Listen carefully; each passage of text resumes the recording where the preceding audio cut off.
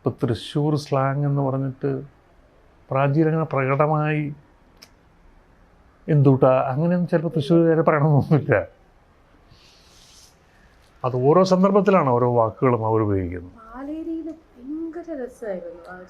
പാലയിൽ രാജുവിൻ്റെ നോവലിലുള്ള സംഭാഷണം, പിന്നെ ഞാൻ പേരാമ്പ്രക്കാരനും അവൻ കടിയങ്കോട്ടുകാരനാണ്, ഞങ്ങൾ തമ്മിൽ ഒരു 5-6 കിലോമീറ്ററിൻ്റെ വ്യത്യാസമുള്ളൂ.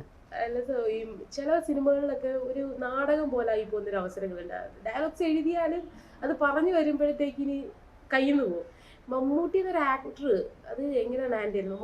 മമ്മൂട്ടിക്കാണ് ഏറ്റവും കൂടുതൽ അങ്ങനെ ഒരു വേരിയേഷൻ കിട്ടിയിരിക്കുന്നത്. ആള് ഡയലോഗ് പറയുന്നത് കൃത്യമാണ്, എക്സാജറേഷൻ ഇല്ല, അതിന് ഓവറായിട്ടൊന്നും ചെയ്യില്ല. അത് എന്തിനു പറയാറുണ്ടോ സാർ? ഇങ്ങനെ പറയണമെന്ന് പറയാറുണ്ടോ? ഇല്ല, അയാൾക്ക് മനസ്സിലാവും. ഞങ്ങളുടെ ചർച്ചകളിൽ തന്നെ ഇപ്പോൾ സ്ലാങ്ങിൻ്റെ സ്വഭാവം, പിന്നെ ഞാൻ എഴുതിയ ഡയലോഗുകൾ കാണുമ്പോൾ തന്നെ പുള്ളി അത്ര പ്രഥം കിട്ടിയിട്ടില്ല ആരോടെങ്കിലും ചോദിക്കുകയും മനസ്സിലാക്കുകയും ചെയ്തിട്ട് പുള്ളി അതിൻ്റെ ഒരു ഹോംവർക്ക് ഉണ്ട് പുള്ളിയുടെ. പുള്ളിക്ക് കൊടുക്കുന്ന സീനൊക്കെ അത് എന്നെ കൊണ്ട് വായിപ്പിക്കും, അതിൽ തന്നെ പുള്ളിക്ക് കിട്ടും. അപ്പം ലാൽ ആ കാര്യത്തിൽ ശ്രദ്ധിക്കാത്ത ഒരാളാണ്. ലാലിൻ്റെ നമുക്കൊക്കെ ഇഷ്ടപ്പെട്ട തൂവാന തുമ്പിയുള്ള തൃശ്ശൂർ ഭാഷ വളരെ ബോറാണ്. പപ്പേട്ടനും ശ്രമിച്ചിട്ടില്ല, ലാലും ശ്രമിച്ചിട്ടില്ല. അത് തൃശ്ശൂർ സ്ലാങ്ങിനെ ഇമിറ്റേറ്റ് ചെയ്യാൻ ശ്രമം നടത്തുക ചെയ്തത്. നമുക്കൊരു നാരങ്ങളം കാച്ചാലോ ആ താളത്തിലൊന്നും അല്ല തൃശ്ശൂർക്കാരൻ സംസാരിക്കുക. എന്നാൽ ഇതേ ജയകൃഷ്ണൻ ക്ലാരിയോട് സംസാരിക്കുമ്പോൾ ശുദ്ധ റൊമാൻറ്റിക് പപ്പേട്ടൻ്റെ സാഹിത്യത്തിലാണ് സംസാരിക്കുന്നത്. കക്ഷി ഇംപ്രൂവൈസ് ചെയ്യാറുണ്ട്. ഇപ്പോൾ അതിൽ മമ്മൂട്ടിക്ക് ഇത് ഒരു ഭയങ്കര വെറൈറ്റി ആണല്ലോ വരുന്നത്. അദ്ദേഹം ഇംപ്രൂവൈസ് ചെയ്യാറുണ്ട്. നമ്മൾ ഇട്ട് കൊടുക്കുന്ന ഇര അല്ലെങ്കിൽ അയാൾ രുചിച്ചാൽ കൊത്തുകയും പിന്നെ അതിനെ എങ്ങനെ ഭംഗിയാക്കി നമ്മളെ അത്ഭുതപ്പെടുത്താമെന്ന് ശ്രമിക്കുകയും ചെയ്യുന്നതാണ്.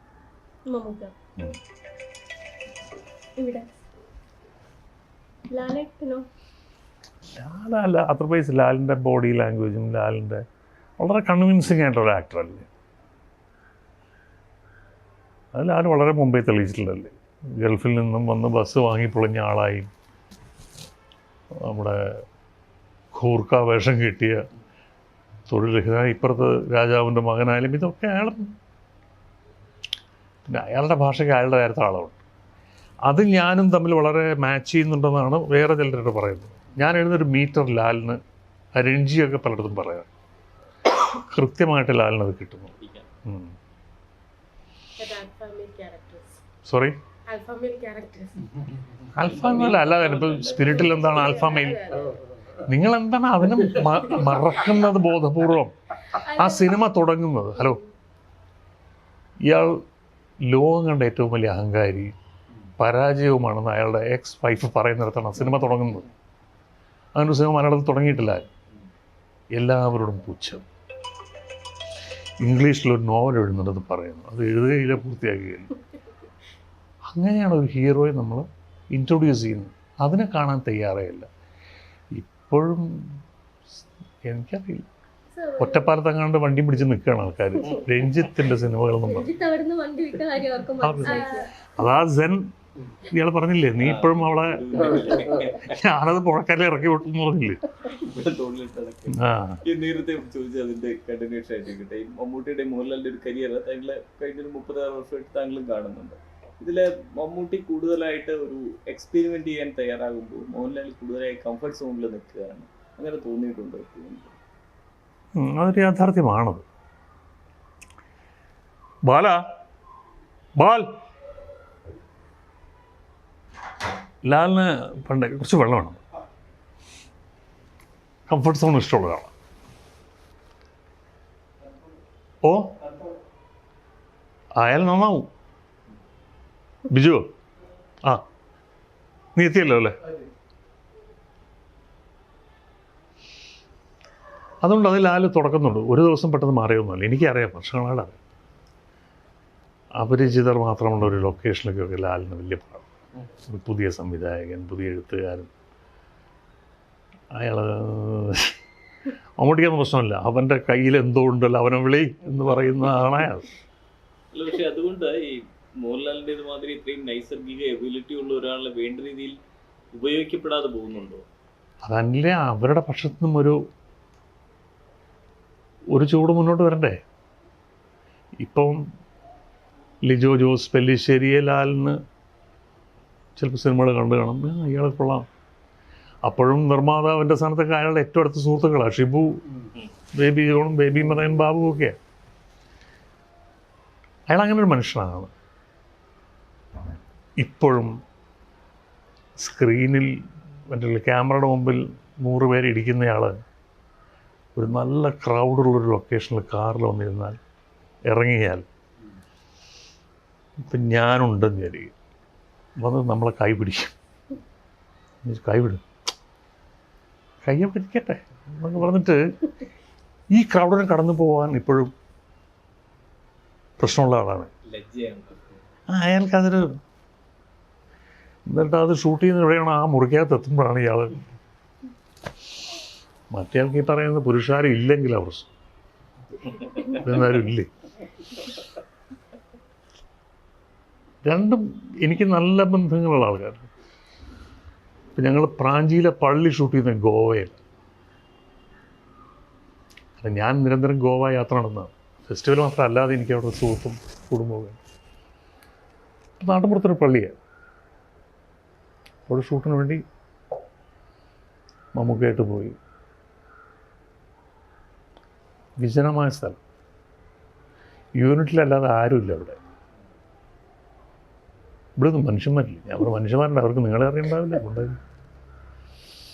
അങ്ങനെ അകത്തെന്തോ ഞാൻ സിഗരറ്റ് വലിക്കാൻ പുറത്തേക്ക് പോയപ്പോൾ പുള്ളിയും വന്ന് പുറത്ത് ഞങ്ങളിങ്ങനെ ചേർത്തിരിക്കുക. ഒരു സംഘം ആൾക്കാർ പള്ളിയിൽ എന്തോ ചടങ്ങിന് വന്നു. നിങ്ങൾ പറഞ്ഞ പോലെ ആൾക്കാർ വരുന്നുണ്ട്. മലയാളികളുണ്ടാവും. ഞാൻ പറഞ്ഞു കേൾക്കട്ടെ, മലയാളി ഇല്ലാത്ത എവിടെ. അവർ പള്ളിക്കകത്തേക്ക് പോയി. കുറെ കഴിഞ്ഞ് അവർ തിരിച്ചിറങ്ങി പോകുമ്പോൾ അതിൽ ഒരാൾ വരും. ഞാൻ അതാ പ്രശ്നം പരിഹരിച്ചു. ഒരു മലയാളി നിങ്ങളെ തേടി വരുന്നുണ്ടെന്ന്. ഞാൻ അടുത്തേക്ക് വന്നപ്പോൾ അയാൾ മമ്മൂക്കയെ നോക്കിയിട്ട്, യു ആർ ദ ഡയറക്ടർ? ഞാൻ പറഞ്ഞു yes. How is your village church you liked? You know Wendell Rhodes? Of course. He's a designer. I'm a lover of his design. I have 2-3 shirts. Wendell's grandparents lives here. Okay, proceed. Thank you. ഞാൻ മാപ്പിള ഞാനൊന്നും പറഞ്ഞു. പുള്ളി ചിരിക്കാൻ തുടങ്ങി. അതിൻ്റെ രസമാണല്ലേ നമ്മൾ ആരും അറിയാം. അങ്ങനെയും ഉണ്ടാവും. ആർക്കെങ്കിലും വേണം?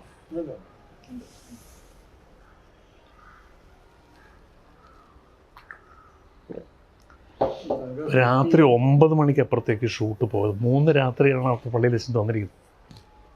ഞങ്ങളൊരു പാവം അച്ഛനാണെന്നുള്ളത് മനസ്സിലായി. 3-ാം ദിവസം എനിക്ക് മനസ്സിലായി ഇത് ഇന്ന് രാത്രി തീരില്ല. നാളെ രാവിലെ ഇയാൾക്കാണെങ്കിൽ മമ്മൂക്കയ്ക്ക് ഫ്ലൈറ്റും ഉണ്ട്. കുറച്ച് നേരത്തെ വന്നാൽ 2-3 ഷോട്ട് എടുക്കാനുണ്ട്. ഞാൻ ആ ടെൻഷനിൽ തന്നെ അകത്ത് വീണ്ടും ലൈറ്റപ്പ് ചെയ്യുന്നു. ഞാൻ പതിപോലെ സുഖം കത്തിച്ച് നോക്കിയപ്പോൾ എൻ്റെ പ്രൊഡക്ഷൻ എക്സിക്യൂട്ടീവ് ഡിക്സണും അച്ഛനും തമ്മിൽ ശബ്ദം കേൾക്കാൻ വയ്യ. അച്ഛനെന്തോ കൈയും കാലം കാണിക്കും, ഡിക്സൺ ഇങ്ങനെ കാണിക്കും. അച്ഛൻ പറ്റത്തില്ല എന്ന് പറഞ്ഞു. എനിക്ക് തോന്നുന്നു ഇങ്ങനെ പറ്റില്ല. ഞാൻ വിചാരിച്ചു അച്ഛൻ രാത്രി തന്നെ ഇറക്കി വിടാൻ. കേരളത്തിലെ അച്ഛന്മാരെ നമ്മൾ കണ്ടിട്ടുണ്ട്, ഭയങ്കരമായ ജാട കാണിക്കുന്നതാണ്. കുറച്ച് കഴിഞ്ഞാൽ അച്ഛനകത്തോട്ട് കയറി പോകും. ഇപ്പോൾ ഡിക്സനെ വിളിച്ചു, ഡിക്സാ എന്താ സാറേ? അച്ഛൻ പ്രശ്നമായോ? ഇല്ല. അച്ഛൻ കൈയും കാലം കാണിക്കും, ഡിക്സൺ അതൊക്കെ കാണിക്കും. ഒന്നുമില്ല സാർ. ചിരിക്കുന്നത് എന്താ? അച്ഛൻ ചോദിച്ചു എത്ര നേരം പോകും ഷൂട്ടിങ്? ഒരു 1-2 മണിക്കൂർ. ഡിക്സ പറഞ്ഞു നമുക്ക് പറഞ്ഞാൽ അടിക്കാമെന്ന് പറഞ്ഞു. ഡിക്സൺ പറഞ്ഞു ഇല്ല ഷൂട്ട് ചെയ്ത് നടക്കും. ഞാൻ ഷൂട്ട് ചെയ്യുന്നുണ്ട്. ഡിക്സൺ അടി വാ.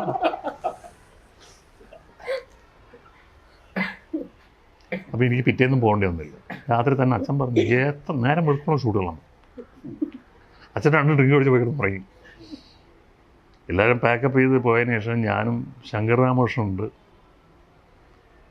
അപ്പോൾ എൻ്റെയും രേവതിയുടെയും അടുത്ത സുഹൃത്ത് അപർണയുടെ വീടാണ് ആ ഗ്രാമത്തിലുള്ളത്. ഒരു 200 വർഷം പഴക്കമുള്ള വീട്. അപ്പോൾ അവരുടെ രേവതി ഉണ്ടായിരുന്നു. ഞാൻ പോകുന്നതിന് മുമ്പ് ഞാനും ശങ്കറും കൊച്ചിക്ക് ഫ്ലൈ ചെയ്യാൻ നിൽക്കുക. അവർ മദ്രാസിലേക്ക്. ഞാൻ എനിക്കൊരു സ്ഥലത്ത് ഒന്നുകൂടെ പോകണമെന്ന്, പള്ളി പോകണം. പള്ളി പുറത്ത് നല്ല വൈൻ ഷോപ്സ് ഉണ്ടല്ലോ, നല്ലൊരു വിലയുള്ള വിസ്കി വാങ്ങിച്ചിട്ട് അച്ഛനോട് കൊടുത്തു. അച്ഛനെ പോപ്പനെയൊക്കെ നേരിട്ട് കണ്ടൊരു ഭാവം.